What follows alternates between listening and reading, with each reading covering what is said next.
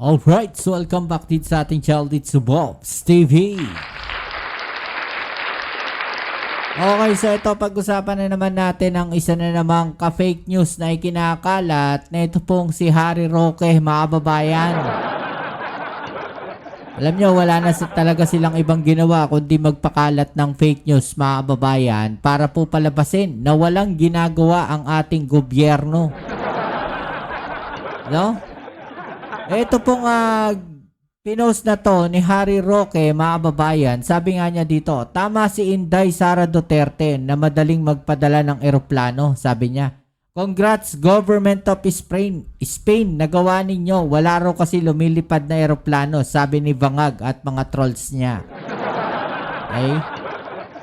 Makikita nyo dito, mga kababayan, na ito po talagang si Harry Roque ay isang literal na DDS, mga kababayan. Alam nyo po kung bakit? Bastos kasi, literal. No, bastos kasi, literal oh. Tamo ang tawag sa Pangulo natin, Bangag. Kaya yan yung lumalabas namumutawi sa bunganga at bibig nitong mga DDS na to. Diba?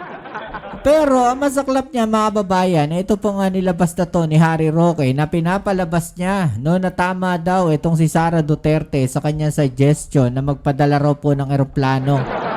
At sa kanyang sinasabi na hindi daw po mahirap magpadala ng eroplano. Sinusuportahan nila yon, mga kababayan. Kaya lang, mga kababayan, ito pong picture na to, fake news po pala. Alam niyo po kung bakit? Ito sabi po dito. Why would the government of Spain charter its own Air Force aircraft? So, ibig sabihin, hindi po yan, mga babayan, Air Force aircraft po yan. Hindi po yan kagaya ng mga Philippine Airlines na bumabiyahe po na aeroplano.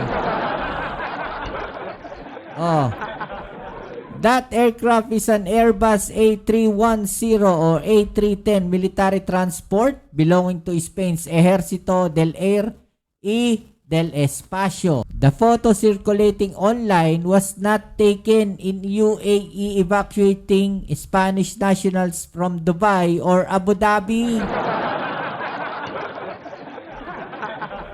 Hindi daw po yan kuha sa United Arab Emirates, mga babayan.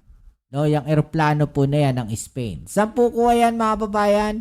The image was actually taken at Simon Bolivar International Airport in September 2024. When the Spanish government dispatched the aircraft to Caracas to transport Venezuelan opposition leader Eduardo Gonzalez to Spain after he was granted political asylum, mga kababayan. So, fake news na naman itong kinakalat ni Harry Roque. Fake news na naman, mga kababayan. Diba? Sasabihin na naman niya, ano yan nakita ko lang naman sa news yan bakit akong sasabihan nyo ng fake news? Diba? In the first place, dapat ikaw mismo, inalam mo muna kung totoo yan o hindi. Diba, mga babayan? Tapos isi-share mo alam mo naman yung mga DDS, bobo yung mga yan. Maniniwala at maniniwala sa iyan. Alam nyo kasi, mga babayan, yan yung gusto nilang palabasin na walang ginagawa ang ating gobyerno ngayon. Agaya niya, sumisip-sip na itong si Harry Roque. Alam nyo po ba sabi niya? Ito po ang sinasabi ni Harry Roque. Malapit na ang tagumpay sa mga inapi ni Marcos. Sabi niya dito, mga babayan, ngayon pa ba ako babaligtad sa mga Duterte? Ngayong malapit na ang tagumpay sa mga inapi ng mga Marcos? Roque said, highlighting his loyalty amid ongoing political developments. Roque emphasized that given all he has experienced alongside the Dutertes, he has no plans to abandon them from any reason. Alam niyo kung bakit? Wala na kasi siyang ibang pag-asa kundi itong mga Duterte, mga babayan. Yan na lang ang tanging pag-asa niya para makauwi siya ng bansa. nga, gigil na gigil siya eh, no? Gigil na gigil siya mga kababayan eh, na mapatalsik etong Pangulong Bongbong Marcos. Kaya lahat ginagawa nila. No, para siraan, no, patalsikin yung ating Pangulo. 'Di ba? Para palabasin no, walang ginagawa yung bansa natin ngayon, yung administrasyon ngayon diyan sa mga OFW na 'yan, mga kababayan, para makauwi na siya dito sa bansa. Hindi siya makauwi eh. No, huhulihin siya, dami niyang kaso eh. 'Di ba? Oh, pinapalabas nila wala raw ginagawa. Eh ano ito? 399 OFWs na ang repatriated from Middle Eastern countries na hindi sarado ang airspace, unlike Bahrain na sarado. FYI, Sarah. Ha? Oh, eto pa. Sabi dito mga babayan, news update, 7th flight, pang 7 flight mga babayan. From Dubai, carrying 37 OFWs expected to arrive in the Philippines this Sunday mga babayan. No, kahapon po ata yan, no, March 8, 2026, okay? So, pang 7 biyahe na po yun mga babayan na may mga OFWs po nakasama po doon sa flight na yon mga babayan.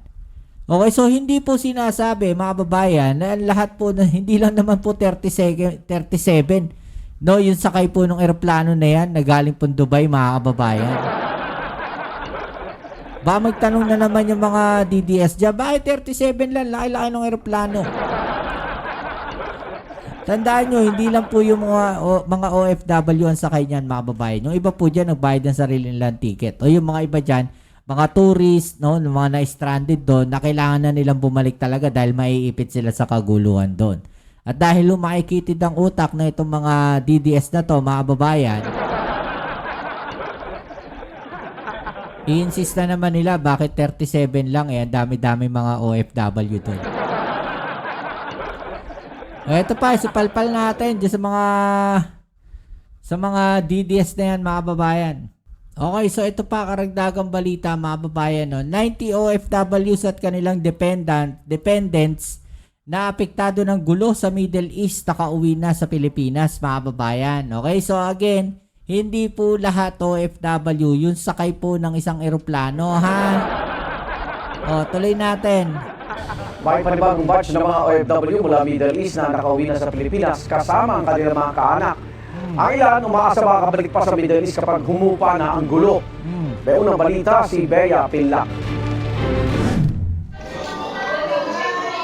Bakas sa mukha ng mga OFW ang saya ng makauwi sa Pilipinas kagabi matapos maipit sa nagpapatuloy na kaguluhan sa Middle East.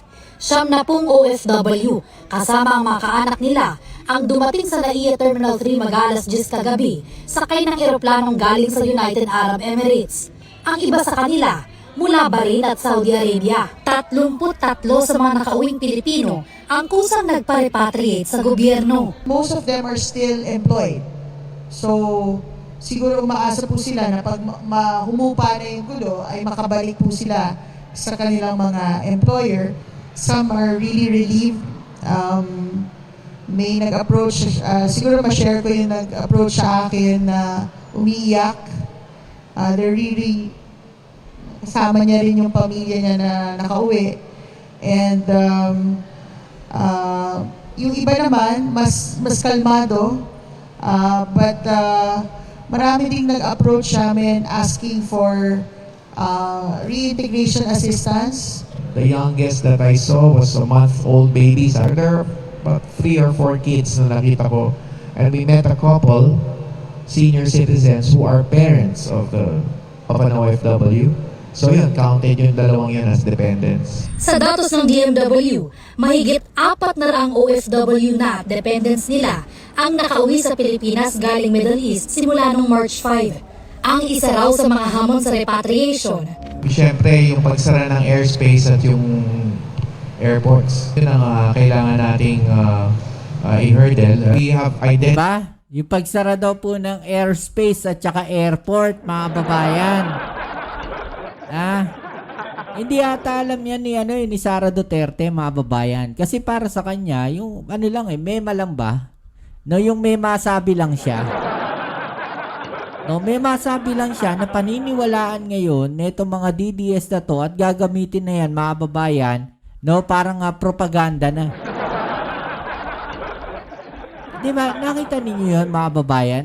Nasaan yung logic doon sa sinasabi po niya? Hindi ho, ulitin natin, no, hindi ho ganun kadali magpadala ng eroplano doon. No, ng mga chartered plane, mga babayan. Dahil anytime, pwede pong ano yan, pwedeng pabagsakin. No, netong mga missiles na nagliliparan po dyan, pwedeng tamaan po yan, mga babayan. Pwede rin naman siguro, no, kung sila yung kukuha ng eroplano, mga babayan, no, try nila, kuha sila eroplano, sila sumakay doon, sila sumundo. Try kaya nila. 'Di ba? Hindi ko kasi ganun kadali yun eh. Marami kang permit na kailangan dyan. Hindi basta-basta. 'Di ba?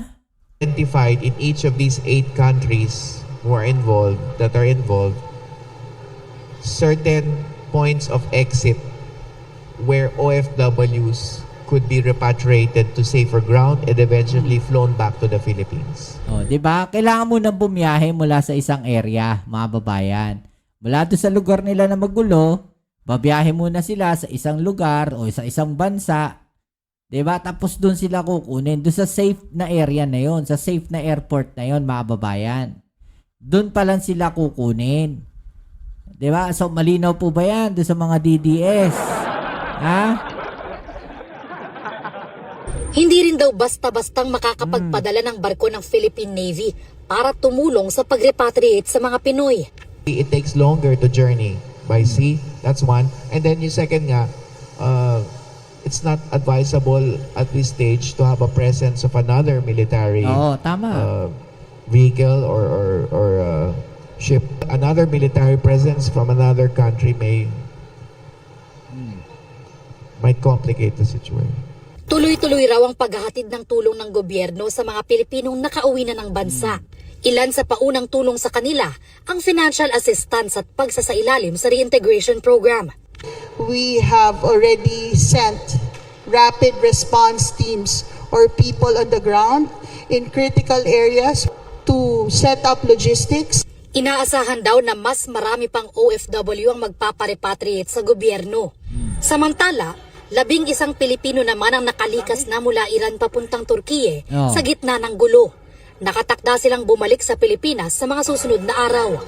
Ito ang unang balita. Oh, ayan mga babayan ha, meron pang 11 Pilipino. No, na nailikas na sa sa galing sa Iran, nailikas na sa Turkiye, mga babayan. No, ano yung sinasabi ninyong walang ginagawa? Ha?